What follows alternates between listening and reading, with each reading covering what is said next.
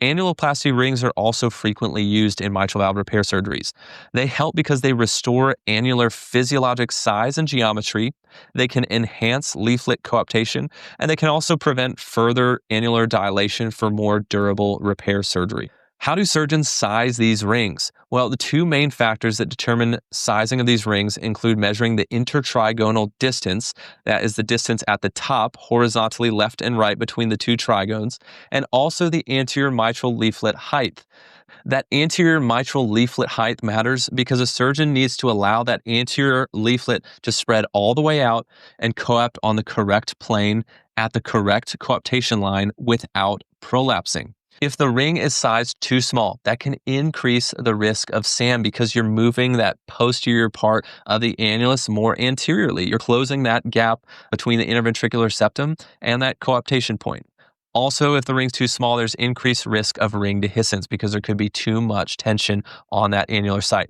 If the ring is too big, well, it increases the risk of residual MR. In type 2 Carpentier lesions with excessive leaflet motion, prolapse leaflets, flail leaflets, the strategy here is sizing correctly or relative upsizing of the annulus.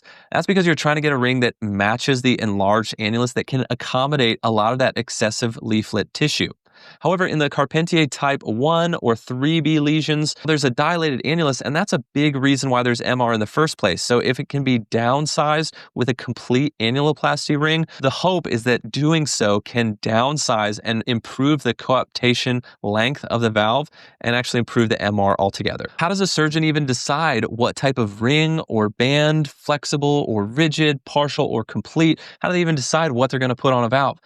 Well, frankly, a lot of this is based on surgeon preference. There's a few principles to remember. When deciding between a flexible and a rigid band or ring, the advantage of the flexible one is that it preserves the natural dynamic annular motion. The advantage of the rigid one is that it can restore the annulus to the natural saddle shape. When thinking between partial or complete bands or rings, the partial one can be favored in myxomatous valve disease, as it's more common that the posterior annulus is prone to dilate in these patients. So you don't need something on the anterior portion of the mitral valve as well. And the fix purely requires a stable annulus. However, a complete ring may be favored in secondary MR patients where the anterior annulus can be prone to dilate more.